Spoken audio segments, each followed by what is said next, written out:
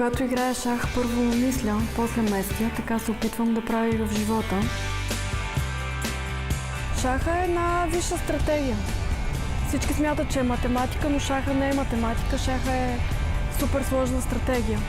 Битка на, бих казала, на характери. А политиците ни явно не са много добри шахматисти.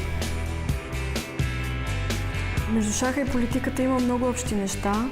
Политиците даже са взели от нас няколко термина, без да плащат авторски права за тях.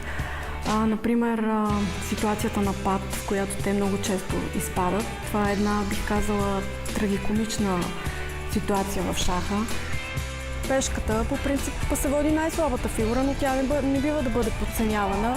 Както може да стане дама, така може и пешката да матира царя. Да местиш означава да правиш избор и да вземаш решение.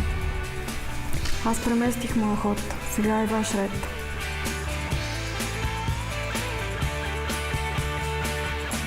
Не оставяй друг да размества живота ти. Твоят избор променя твоята среда.